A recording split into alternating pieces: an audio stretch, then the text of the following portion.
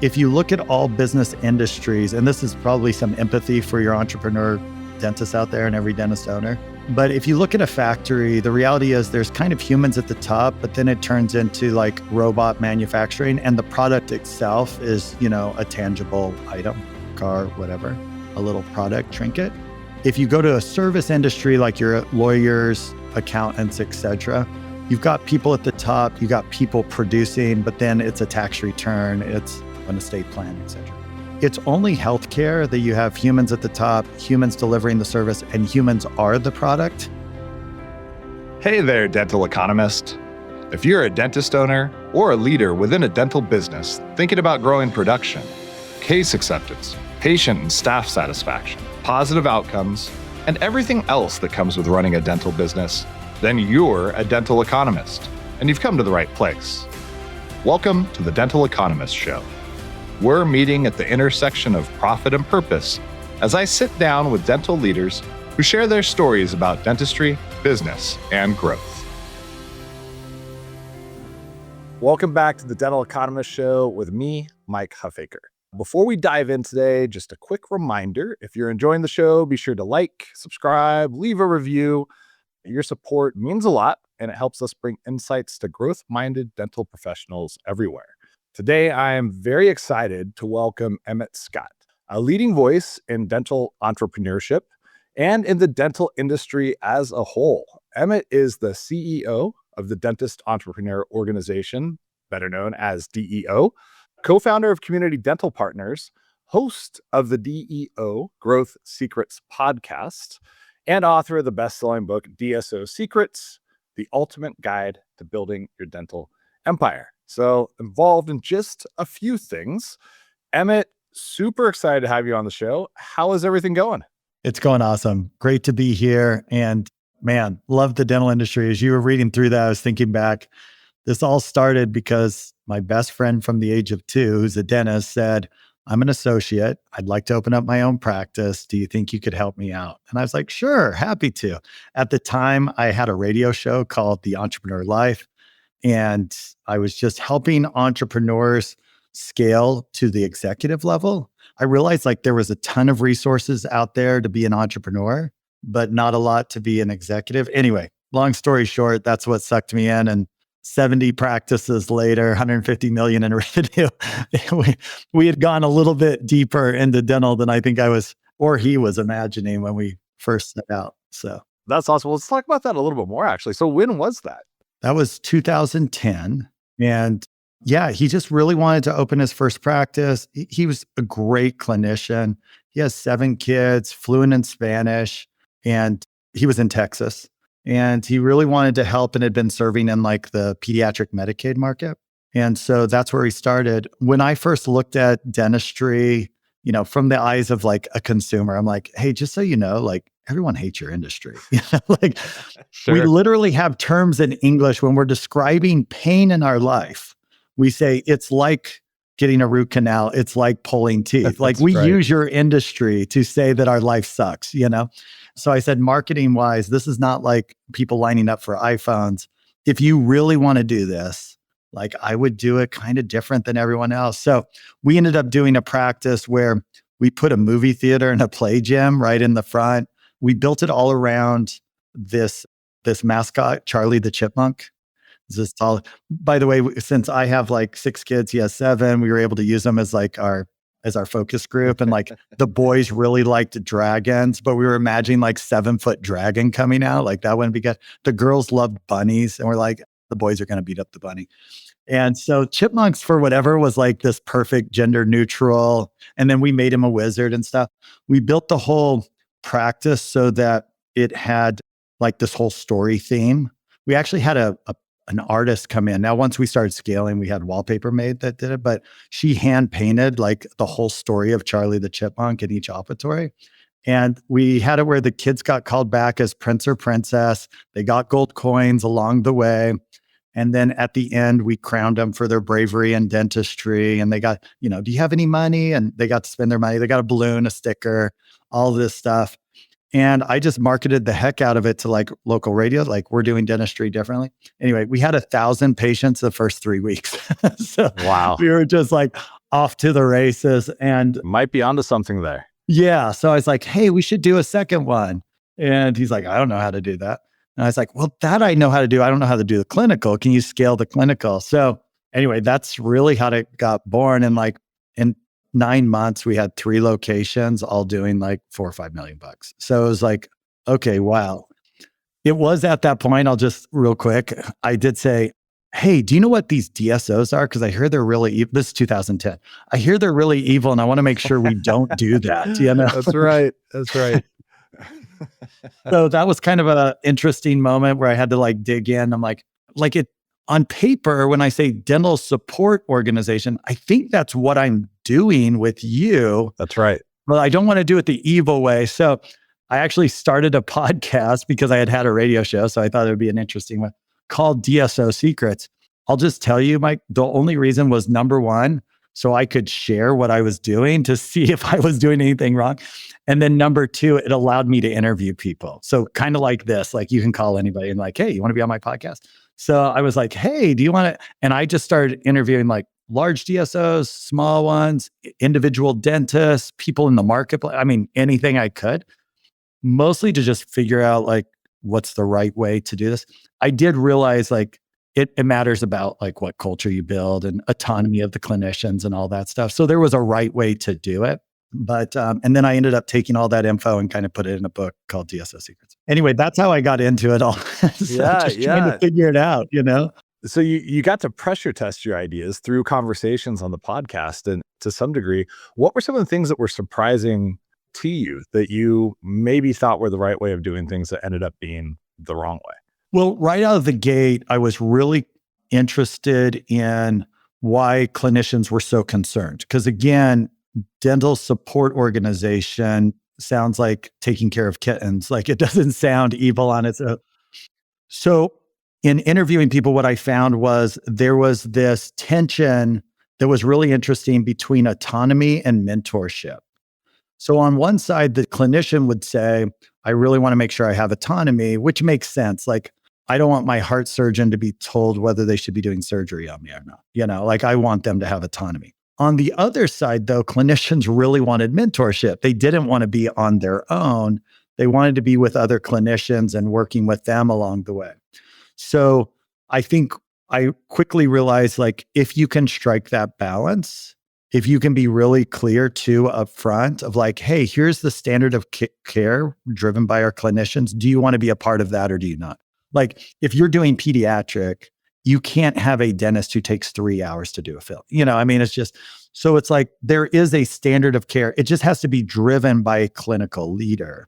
And so that was number one that I thought, okay, that's how you thread that needle. You have clinical leadership. You're really clear upfront on what's best for the patient, and you provide mentorship to the doctors, and they can opt in and opt out.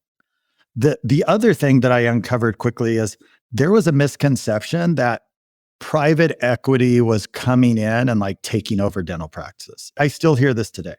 The interesting part is that's not at all what's really happening. What's happening is entrepreneurial dentists are trying to figure out how to have a bigger impact. They run out of money from banks. They need private equity. And what I realized was dentists are very in control of this. Like this idea that the dentist is a victim of it at all just isn't true.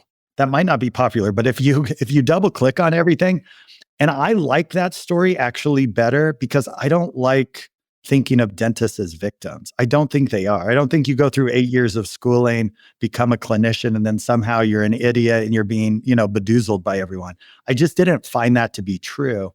And so I found that anyone who kind of ran with that story and, for a short time, ADA kind of ran with that story. It did not play out well because the entrepreneur dentist felt ostracized, And so I was actually ADSO president right during COVID, did a lot of outreach with ADA. And I think we're very much on the same page. Like they want to support entrepreneurial dentists and so forth. But yeah, I think those are a couple things that were like ahas for me. And at the end of the day, what's really cool about this whole thing, like with what's happening in the industry, it really is choose your own adventure for dentists. Like they get to choose whether to do something on their own, whether to go with one of these DSOs. And there's so many different support. I mean, there's name changes like I'm a DPO, I'm a Yeah, right, DMO, I'm a right, right. DIO, I'm an Yes. invisible DSO, right? Really underneath it, they're similar. Where they're different is like maybe culturally, the way they support, et cetera, which I think is cool. And you can see it, like dentists get to choose, and capitalism still works. And people can say, I don't want to work here, I want to work there. There's no like indentured servitude, right? You're not stuck. That's a good way to look at it. I like from the very beginning, you were like, well, service organization sounds like maybe the thing that we actually should be doing. Like these are all the words are the right words to be using. Kind of speaks to the nuance as well with how people execute. And you already identified, culture really matters and what somebody's doing. When you were launching Community Dental Partners, did you ever have a notion that would grow to where it grew? It sounded like the first practice became successful and you're like, let's do another. Was there at some point where you said, well, now we have this goal of being X or Y? And how did that kind of mature and grow as the business grew? So just to back up too, and maybe put a pin on that last point, I also found that the moment a dentist hires an associate, whether they like it or not, there's some form of a DSO. And what I mean by that is like that associate does not want to do payroll. That associate does not want to do tech, does not want to do HR, does not want to do collections, RCM processes. So as a dentist owner, the moment you want to have any bigger impact than just what you can do clinically, you have to build out. I mean, even if that's like the office manager is your DSO, you are supporting another clinician. They are not expecting to do that stuff. So again, I think this starts way earlier than people think. I don't think it's about having 50 locations or 10 locations or 1,000. I think the moment you want to have a bigger impact than you can do on your own, you have to step into some level of support and leadership. I mean, that is leadership, right? So, back to your question, no, the plan was to do one location, help him out. And then it was like, oh, there's a huge need here. Yeah, we should do a second one. Oh my goodness, we should do a third one. And it was kind of like the way you have kids. It was just kind of one at a time. And then at some point you're like, wow, we have a lot of kids. And then you kind of get into this virtue cycle, if you will, if you're like, well, we have this many locations, we really should probably like build this infrastructure to support them better. And then you're like, well, now that we have this infrastructure, we should probably, and so you just kind of patiently move it along. And, for us over 15 years, it ended up being, we were adding about $10 million of more services until we were seeing 500,000 patient visits a year and, 1,300 employees. And you're like, wow, we have a lot of kids. Yeah. Was there a point for you when you kind of had some epiphany that like, I'm going to spend a lot of time in this industry? Like this actually, I have a lot of passion for this industry, for dentistry. When you first started, you were kind of like, hey, here's the industry that people have drawn analogies to, that we use expressions related to pain. And like, there's all these challenges with it. I think a lot of us that got into dental were a little surprised with, how taken we got with the industry over time. Was there any kind of moments for you where you were like, this actually is a special place to be, or that kind of caused you to recognize like, this is where I want to spend my time? It was interesting. Before I started in dental, I knew I wanted to go over into healthcare for a really weird reason, because it's the most complex. And if you look at all business industries, and this is probably some empathy for your entrepreneur dentists out there and every dentist owner, but if you look at a factory, the reality is there's kind of humans at the top, but then it turns into like robot manufacturing, and the product itself is, a tangible item, car, whatever, a little product trinket. If you go to a service industry, like your lawyers, accountants, et cetera, you've got people at the top, you got people producing, but then it's a tax return, it's, an estate plan, et cetera. It's only healthcare that you have humans at the top, humans delivering the service, and humans are the product. They are part of this. And that's really, when you add humans to anything, it's like exponential complexity. And so I think every entrepreneur out there is really into personal development. I think that's why they're in. Entrepreneurship is like the ultimate CrossFit of personal development. You're like, I can do, overhead presses. And they're like, okay, great. Can you do handstand push-ups now? Like business just, pushes you. And I think dentistry is one of the most complex. I think it's actually more complex than a lot of other healthcare generally, partly because it's not fully built out. It doesn't have the same infrastructure on the business side. And so, yeah, I have a lot of empathy and a lot of respect for entrepreneur dentists and their teams, because what they're doing and the impact they're trying to have is complex. And there's a lot of moving parts. Like when someone says, I want to get out of the chair, they think of that like a light switch, like I'm in the chair, I want to get out. Getting out of the chair means you're dropping into 5 different industries. Now you're into marketing, operations, HR, compliance, tech, finance, etc. And so it's kind of frying pan into the fire.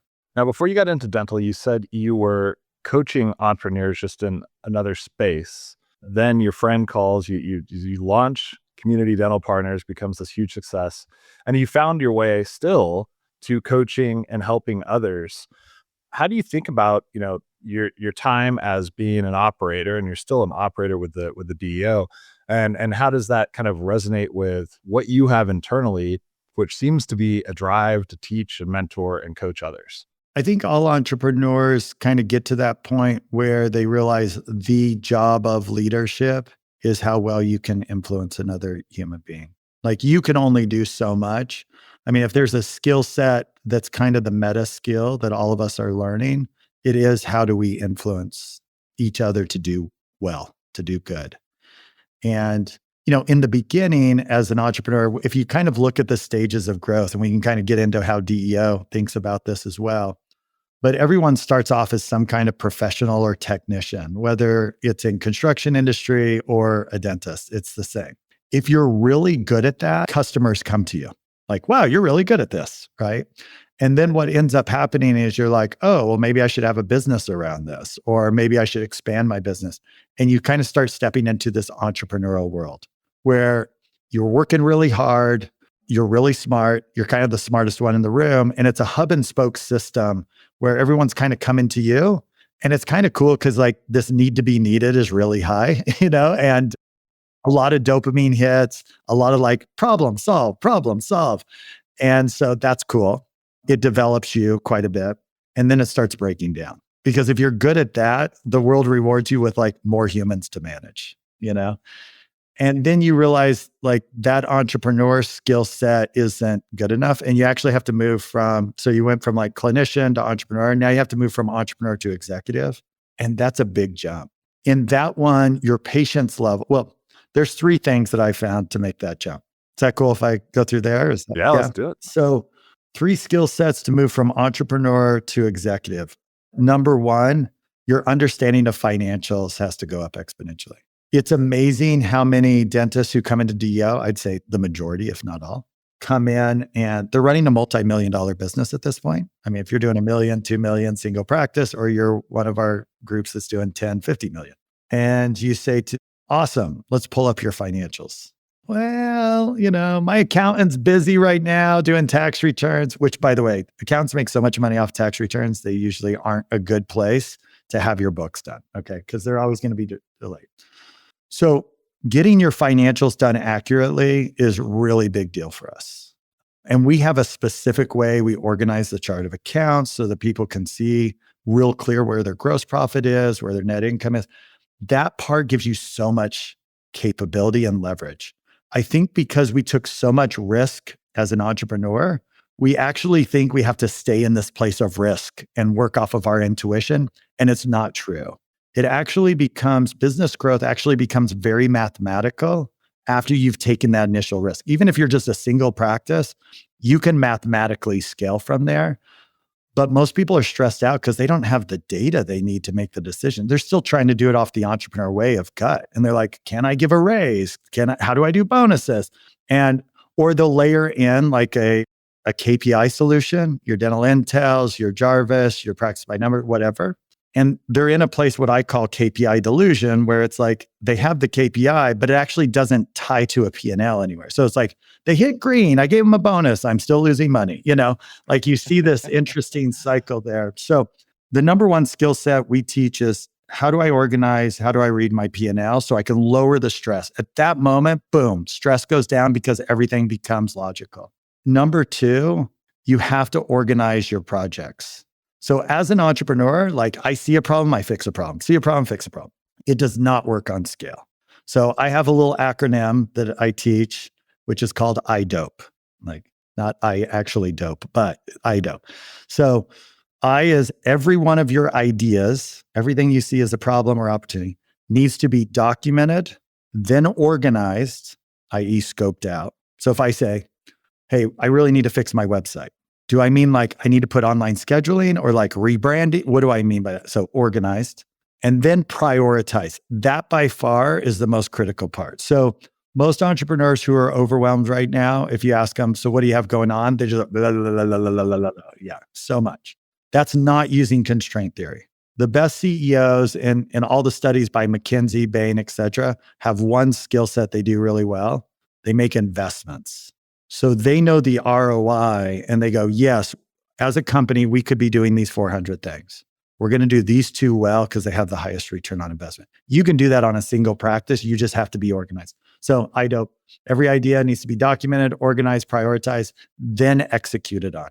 Most entrepreneurs go idea, execute, burn out their team, increase turnover, feel like, man, I'm talking about this stuff all the time. No one's really doing it. All of that cultural issues is entrepreneurial energy. And it's like, it got me here, but it just won't get me to the next level.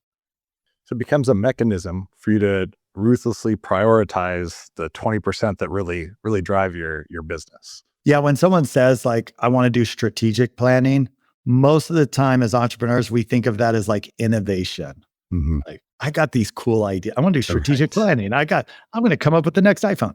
The best executives' strategic planning is, no, we have tons of ideas. Strategic is prioritize those ideas. So which ones are we actually going to kill or not do or let the fire burn? That takes a lot more maturity. Like my AR sucked, but we're not going to work on that right now because this is more important. Like that's a lot harder to do. It just happens to work better. I also appreciate, I was looking through some of your podcast library before we had this call. And I think it was maybe your podcast 15, 20, maybe 25, but it was about iDOPE. And so, you've found a framework that's super effective and way of communicating and to help others also implement it. And you stick with it, which I think is super important because so many people jump from one new thing to the next new thing to the next new thing and have a really hard time identifying like, hey, this is actually incredibly effective. Let me just, again, it's kind of the issue of focus. Let me focus on this, which I know works. It's tough because the dopamine really loves new stuff. Yeah. The new shiny. And let's be honest, to move, let's say you were an associate and you took the dramatic risk of becoming an owner and you got rewarded for that by your practice doing well. You've kind of hardwired now this thing of, oh, I just need to keep taking dramatic risks, right? Like, oh, if this isn't working, I know what I should do. I'll add 6 specialties to the group, or whatever. Versus like, oh, well, maybe I need to like operationally just get better. Maybe I need to be a little more patient. Maybe I need to articulate better with my team, which by the way, that's number 3 is being able to lead others is its own skill set. And it's not an entrepreneurial skill set, by the way. Entrepreneurial skill set is to like inspire others. Like, that's cool. That sounds awesome, right? And until you're doing that a lot, and then your team's like, you suck. I hate that you keep coming up with ideas.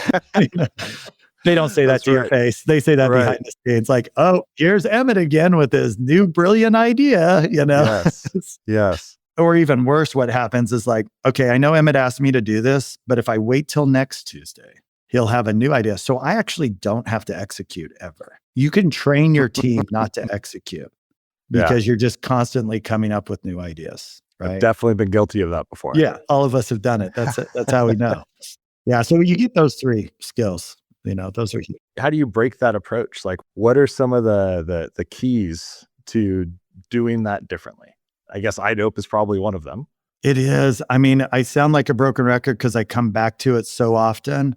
But if I can document things and then align my team around those and around what they're doing, et cetera, and we can get clear on scope, most things aren't getting executed on because people don't feel the confidence that, number one, they really understand what you mean. And number two, that you're going to have any follow through to hold them accountable to it, or that you really feel like it's important. I mean, people don't want to waste their time. And so what happens when someone, like when you first hire, they like hear you and they're excited and they go work on some, and you never talk about it again until like 6 months later. And then you're like, hey, where are we at on this? But you've talked about 400 things between now and then. And so I'll hear entrepreneurs, they'll be like, I've been talking to them about this for 6 months. And I remind them, talking is not project management. Like talking is not leadership, So I listen for things that I say too, that just kind of expose my immaturity in my leadership. I mean, my dopamine wants the new thing and to do new things all the time as well. And so things like this start to hold me accountable. It's kind of like the third party in the room, because now my team could be like, Emmet, that's an awesome idea. They'll document it because that validates me. And they'll be like, so tell us a little more about this. And I'll tell them all that and they'll organize it. Like, okay, he means this. Da, da. And then they ask this magic question. So when are you thinking to get this done? Right? Now, since I only talk in present urgent tense, everything sounds like tomorrow, or yesterday. Yes. And so they know to ignore how I'm talking about it because it's all excitement. But oftentimes I'll be like, oh, like 6 months from now, like a year from now. I'm like, okay, great. It just goes right there. If I do say like, I think we got to do this now, then they get to say to me, awesome, we're going to move this as number 2. Let's just pretend. That means number 2 is going to become number 3, da, da, da. Are you cool that these things are not going to get resources and not going to get done? So now I have to decide on opportunity costs, knowing that the team's been working on it, knowing they've invested X amount. And sometimes it is like, it should be reprioritized. Something is moving up. But it just brings, as you can imagine, just more maturity, more alignment to the entire thing. I still get to act kind of as an entrepreneur and be excited about stuff. But then when it slams against that iDOPE sheet, we call it our project and prioritization worksheet. When it slams against that, it grows up very quickly and it either gets pushed to the bottom or it has to replace something else. And guess what? The team's actually cool with me replacing stuff as long as I'm not going to come back and be like, so where are we at on this? They're like, I won't do that because they've already held me accountable that thing's getting dropped and all the time and resources they put into that. I don't think we realize how much labor we waste. And I think once you kind of have the aha, like how much your fun dopamine ideas are wasting dollar amounts, it's kind of like you're building a red car and like halfway through, you're like, never mind, let's go yellow trucks. And then you're like, never mind, let's go blue motorcycles. If you could see the storage unit of all your half done stuff that your team has like tried to work on, you quickly start going, yeah, I'm going to take one thing at a time here. Mm-hmm. I'm going to steal talking is not project management because that one hits home as well. It's so easy to sit there and go like, how did this person, why are they not executing on the things that we've talked about so much without providing any direction, guidance, accountability, and, clear expectation setting to go along with that. So that's a brilliant way of thinking about it that I think we definitely get caught up on. Let's talk about DEO a little bit. What is the ideal profile of somebody that would get the most benefit out of a DEO event or joining the DEO? Yeah. So let me talk a little bit about what the platform is, kind of where it came from and where it's evolved to. So, during actually those early years where there really wasn't a home for entrepreneur dentists, you had, frankly, ADA on one side and ADSO is kind of the big guys, so there really wasn't a place. DEO kind of came from that. Jake Poole started to put these communities together of entrepreneurs. I started getting involved really as a member at that time and was just thankful to be in a room with other entrepreneurs. It was so powerful. And then once I left CDP, I came full-time over to DEO, ended up buying half of the company. And I was like, Jake, this community is awesome, but we're post-COVID now. And like life's gotten hard, really hard. And we need like coaches in here. And so I was like, how cool would it be if a new member joined and they got hooked up with a mentor who was like 10x where they were at? And they could meet with them every other week and just chat with them, work through strategic things, decide what's most important, like with someone who's looked around the corner. And that's really what we built last year. And it's been amazing. Our members have loved it. And it's also allowed us to grow. We're growing at 3 times the rate we were previously. So now we have 400 organizations representing almost 3 billion in revenue between everybody, and about 1,600 locations between each of them. And we have about 25% of our members who are doing under $2 million in revenue, single practice, looking to add an associate, just at that beginning stages, kind of call them our builders, they're just building that out, figuring out how to have an office manager, what they should say to them, those kind of things. So that's actually a pretty good portion of DEO. We have about 25% are in that 2 to 5 million, that second location, or maybe they're like, they've got the 12, 15, 20 ops kind of practices. They got multiple specialties in there. We've got some groups that are doing 10 million, 50 million out of a single location. So it isn't like one size fits all at all. We're really just helping with these principles so that they can have the impact they want in their communities. About 25% are that 5 to 10 million.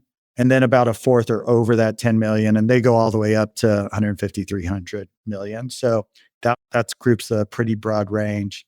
And yeah, it's been awesome. We provide coaching, so everybody gets a coach. Even if you're at 100 million, you're getting a coach, somebody who's bigger than you and looked around the corner. Because as much as you think, there's problems at 100 million too, that you've never taken on or even thought about. Absolutely. Before. I remember the moment when I was like, wait, so if we're having 500,000 visits, if like 0.1% goes bad, that's still like 500 lawsuits or something, like, you know what I mean? It was like, we have to have things so buttoned down. So anyway, so everybody gets a coach, mentor, and then you get access to our community, which we've been on WhatsApp, and we actually just moved over to our own DEO app now, our platform. And it's got incredible spaces in there. People are loading content all the time. The thing that I think makes DEO really unique is we don't feel like we're competing against each other. We feel like we're competing against like the rest of the world, the macroeconomic issues. 50% of people don't even go to the dentist. So like if we could just solve that, we'd double the entire industry, right? I think what makes DEO unique is you've got these very ambitious individuals who are super vulnerable, which is a weird combo. And you get it at kind of every level. And so, they're like sharing checklists with each other. Of course, we have our own trainings and content, but we've got people who are like, hey, I'm specializing in implants and I want to go really deep on some. We have a whole room for that people are chatting and sharing and things like that. So, and then we have our live events that you mentioned, which that live event used to be open to the public. To be honest, we've just gotten so big. We're just focusing now on members, but members are bringing their teams.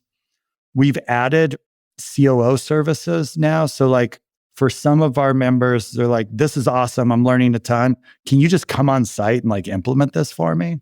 So now we're doing that. Our members love that, obviously, because you can just move faster. And then we started doing bookkeeping, CFO, finance. So people were not getting their books correct. And at some point, you just got to say enough's enough. So we just went ahead and said, we'll just build out that service. We also have several industry partners that will do stuff for you as well. So anyway, that's DEO today, all entrepreneurs. I mean, if I can do a shameless plug, if somebody wants to go check it out, deodentalgroup.com. Of course, please do. Yeah. And you can talk to one of our team members to see if it's a right fit for you. But I'd say if you're trying to do something bigger than you feel like you can do on your own, like if you'd like to be part of a community or like to have somebody help you out, we're month to month too. Like there's no contract. So it's like, if you ever want to quit, you just quit, That's awesome. Everything we do is month to month. So it's like, we have to bring value all the time as entrepreneurs, right? But it's gone really good. We've loved it. And it's having that network effect at this point, because we have over 25 coaches. We have some that are just amazing at treatment coordination. We have some who understand the finance deeply, operations. We have a hygienist who was VP of ops, and they went from 4 locations to 200. Like, you just get to chat with her and say, how did you do that? So some cool stuff. Yeah, so it's a community that offers coaching, mentorship, and is full of like-minded individuals. So there's just the ability to really kind of share amongst themselves as well as receive all this benefit with these different kind of functional specific services that are also offered as part of the membership. I love the app idea. It's cool. What kind of went into having you all decide that you were going to take that path versus use one of the third party apps that were just kind of publicly available? Well, we started with Facebook way back, and that worked really well for a while until it didn't. And then we went to WhatsApp and just started creating all these communities in WhatsApp. And that's where we actually currently are. And then just this month, like actually just a week ago, we have been working on building out our own app. We just wanted a place where everything was centralized on a mobile device and you could watch videos and stuff while you're working out at the gym rather than having to, go to all these different places. So just making it so much easier. Also on a lot of those platforms, you can't see the member, like you can see phone numbers and stuff, but now with our app, like someone can fill out like, here's where I'm at. And it's got AI built into it where it will match up members. Like it gives you this nice visual of like, here's who's around you. Here's who's doing similar specialties as you. And you can just chat with each other. We do a lot of like meetups, virtual meetups. So we'll do one just around marketing or just around, like I said, implants, pedo, the Texas group, the California group, whatever. And so with the app, we can just drop the meetup link right there. People can jump on, chat with each other that night or whatever else. So just so much easier. The other thing that's included in your membership is your whole team, your team leadership. I wouldn't have your whole team, but they can come to our Thursday training sessions for teams. And it's just open office hour with our COO coaches. And so they can be like, hey, I got this HR issue. Hey, I've got this front desk checklist issue, and then in the app, your team can go in there and chat with them too. So yeah, we're just thinking through all the problems we all have and like, so how do we solve that? How do we solve that? I would imagine then with the group as it's comprised with your members today, they span a lot of different practice sizes, the specialties. So probably also many different goals. Is there, we talked about at the very beginning, the Dental Service Organization or DSO. Are there folks that kind of come in with an intent where they're like, we actually want to be a scaler and grow large, where others are like, hey, look, we want to build a really great practice that's local, community driven, maybe 3 or 4 practice. We're not seeking to be, the next Heartland, but, we just want, and do you have kind of a blend of both, or is there a predominant kind of desire to be one or the other, within the organization? Total blend for sure. And the interesting part is the underlying principles are actually the same, because if you say, I just really want to have a huge impact in my community, usually you're like, and I need to hire another associate, right? So if we go back to what I said at the beginning, like you're basically a DSO at that point because you're like, how do I attract an associate? How do I make sure that they stay and we don't have turnover? And how's the payroll and the incentives going to work around this? And now my team got a little bit bigger because I have an associate. And if you're good at that, you get a second associate.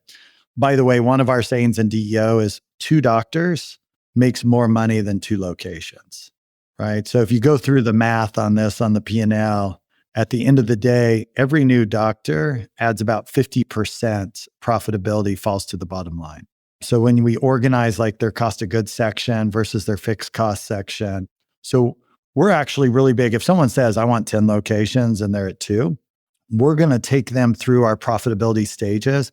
And you go from launching profits where you're not making money to optimizing profits. So we're going to look at their 2 locations first and make sure we've optimized those and done all the duplication of associates, hygiene we need to there as much as possible. Because that profitability, that efficiency, 1, it's just better for the community. But 2, it'll drive more cash flow for you to be able to scale. We do have members who come in, and I'm sure you have friends like this, who like they've opened up 4 or 5, 1 or 2 are funding the rest of them, right? And it's spread thin. And so sometimes we're helping them sell off the ones that aren't working and get more right size, because at the end of the day, this isn't like a chest pound, how many locations, right? I mean, if we really want to take it from an entrepreneur executive perspective, the fifth stage of our profit stages is passive profits. You don't have passive profits by having a bunch of locations that are breaking even and sucking up all your time and have high turnover and, Very true.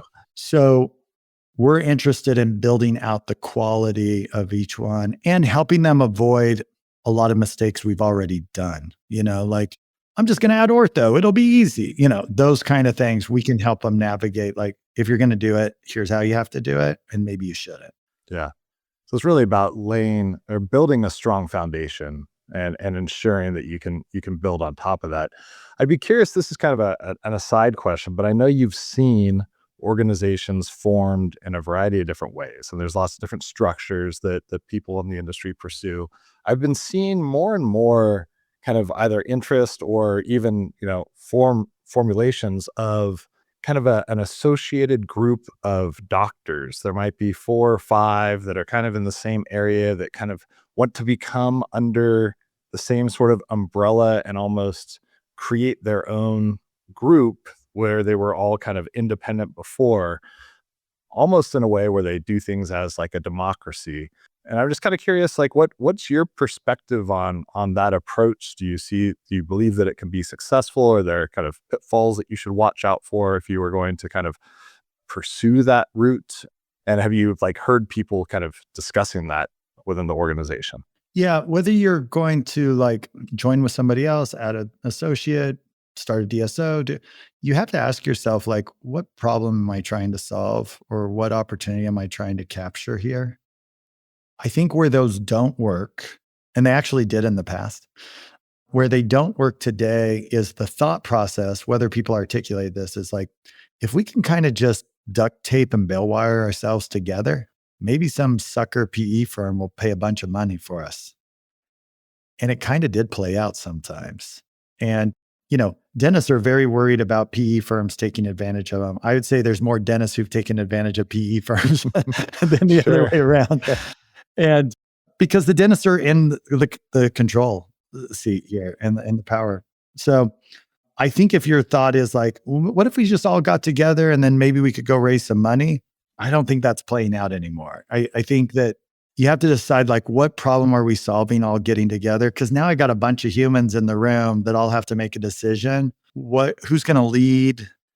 Where are we going to standardize this? No one's going to buy just a group of guys and gals who got together. They would want a platform that they're going to be able to scale. And that means there has to be leadership and there has to be structure and systems to that. So I say, if somebody's really interested in, and that's what they're trying to achieve, then that's great, but it's going to be a heavy lift. If they're looking to what if we got together and we were able to purchase things cheaper? There's a simpler path for that now.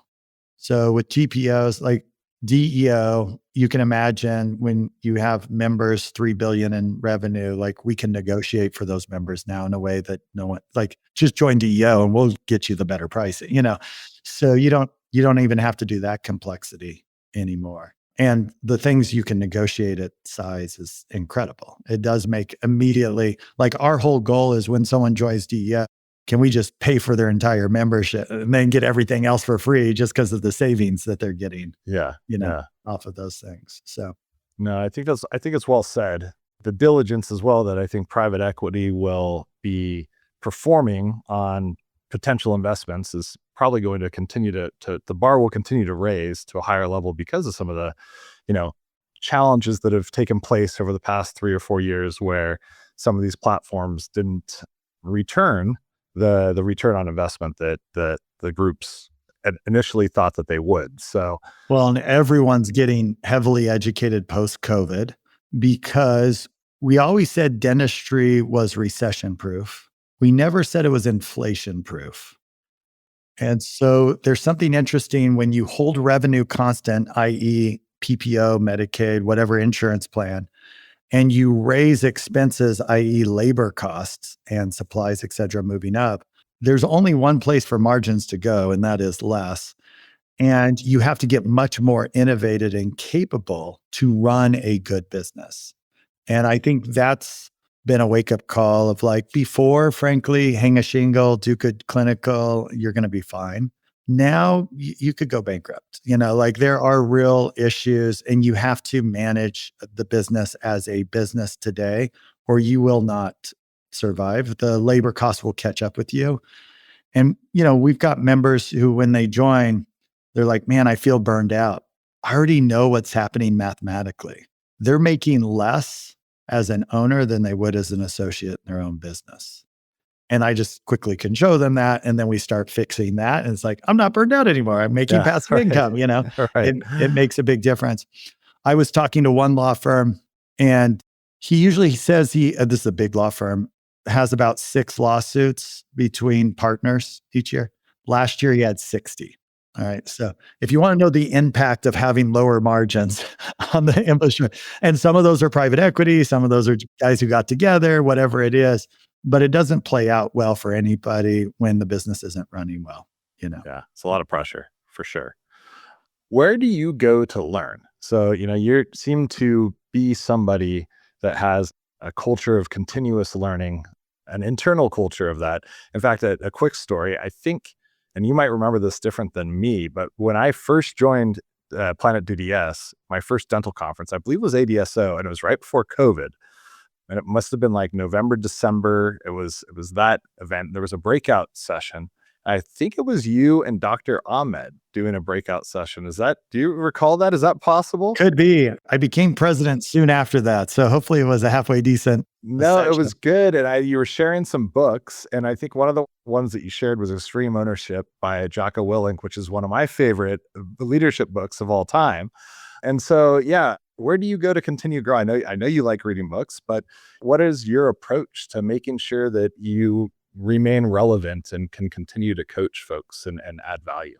I find a lot of entrepreneurs, we're ferocious learners. We are. We'd like to continue to have like our minds blown a little bit, and think of things differently. And, we like it when we get a little shock, like, oh, wow, I never thought of it that way. Yeah. Like, oh, if I could organize. And especially when it helps us simplify frameworks down too. Like, oh, I could organize the world that way. And a lot of my problems would be more simplified, So always been passionate about that. Always spent a lot of money on coaching. Uh-huh. But I consume the free stuff too. Like I love podcasts, Right now I've been listening to like All In podcast way too much, but I Yeah, love me that too. podcast. Yeah. It's so good. Probably half the world is. Yeah. Right now, like direct coaching this year, I went with Alex Hermosi and had a 1-day session with him. By the way, 1 day was $100,000. So in case you want to know what it's like with 1 day, and it was worth it. So, but you can consume a ton of his stuff. He's so generous on like just YouTube and stuff. And so, yeah, just constantly looking for like, where's my mindset off? Working with and coaching this many members and coaches, like entrepreneurs in the space, gives you so much feedback and so much pattern recognition to be able to see what's working and what's not. It's insane. Like that's probably the place I'm getting the most coaching because I can see so quickly. And then you turn around and share that with the members. We have an entire L&D department that's just taking the wisdom that our coaches extract and organizing that into trainings. And it's fabulous. Like it's cool to have like somebody you can go to. It's even better when it's like they've taken that and memorialized it in a way everybody can watch it. And then people give feedback and it gets improved, And so right now we're just like in this incredible learning curve from our members, just taking things to the next level. And I think an expert when they can make it simple, right? Like the whole saying, like, I would have written a shorter letter if I had more time. I'm constantly working on like, okay, so what's the 3 principles to move from entrepreneur? I know there's 25, but like if I could get 3 down, would that solve like 22 of them, And so stuff like that, I love it. I'm really passionate about it, as you can tell. So, Well, last question for you, and really appreciate your time. When you're looking at the industry as a whole, and you've been a part of dental now since 2010, so 15 years, what are the things that still make you excited or that you are bullish on the industry? there's unlimited potential. So like one of the concerns is, hey, these DSOs are going to roll everything up and then there won't be anything left and no place for me to play. And the reality is you can look at other consolidated industries like banking. And I'm out in Crum, Texas, and there's like 4 regional banks out here, Yeah, so no matter what industry it is, if you can bring a unique product or bring something a little bit better, the customers don't know what DSO or corporate or any of that stuff is. They know how they felt when they can't. They know what convenience is. They do know that. Amazon has taught us well. So I think I'm passionate because there's still so much to do to make the industry better. And what a cool industry. Like you're literally helping people smile. Like as cliche as that is, having been at the pediatric level and watching kids' lives change, where they could consume vegetables before it hurt too much, where they could smile and their teachers perceived them differently. They could smile and they interviewed better. Like those are the type of things. And there's plenty of that happening at the adult level. Of course, we know like the systemic health piece as well. So like, it's not only an interesting business that's very complicated to figure out. And so that's engaging, but like the end product is amazing for the human race, right? And the reality is as long as we still have humans consuming carbohydrates, we're gonna have a need here. And then there's the aesthetic component and everything else. So it makes me excited. And then to work with entrepreneurs, I am very empathetic that most of the world thinks that dentists are rich and life's easy for them and nothing hard is going on. And I'm, under the covers with more like, hey, I know how hard it is. And I know no one really appreciates what you're trying to deal with. And that's a cool place to be. And then just to be in a room with a bunch of others who are like, hey, dude, I got you. Hey, we're here for you. Hey, I know you're managing your kids at home as a mom on top of trying to do these things. Like, how can we make that all work? How can we define success bigger than, just this financial outcome or this practice or something like that? So it's cool. Emmet, where can people find yourself, the DEO? When's the next event? Share all the info real quick with us. DEOdentalgroup.com. Go there. I think it's called like a growth accelerator call. You can schedule and just, steal all the information from one of our team members. They'll give you everything that we're doing. You can see if it's a good fit for you. And like I said, it's month to month. We even give like a 90-day back guarantee. So like if you're like, oh, this isn't for me, give you all your money back. So we try to make it as low risk. Like we need to bring value. Our next event is June 12th through the 14th. So if you join now, you can come to that event. We're going to be focusing a lot around labor and what is the right labor codes for practice sizes, like how many of front desk and what should my costs be and so forth. And then pay bands and pathways. So like if I have a front desk person, what is the right dollar amounts I'm supposed to be paying for these different positions? So we're going to do a lot about that, around that. You're going to break out in your masterminds with your tribe coach, which is always so cool. If you bring team, they get to break out with the fractional COO coaches. Ryan Leakes, who if you look him up on Instagram, he wrote a book on how to deal with complicated people. He's our keynote speaker, which is awesome. We're doing a breakout just with our AI partners, just around what's happening with AI within dental. That's actually a pre-event workshop that you get. So yeah, all of this is included. You get if you're a member, you get a free ticket to the event. And then you can bring as many team as you want. We just try to cover costs on that. So awesome. Very cool. Thank you so much for joining. Really enjoyed the conversation. Thank you so much, Mike. The Dental Economist Show is brought to you by Planet DDS, home of Dental OS. To find out more about how cloud-based dental software by Planet DDS helps unleash dentists and their staff to focus on patient care, visit www.planetdds.com. Stay tuned for upcoming episodes by following wherever you listen to podcasts. And thank you for listening.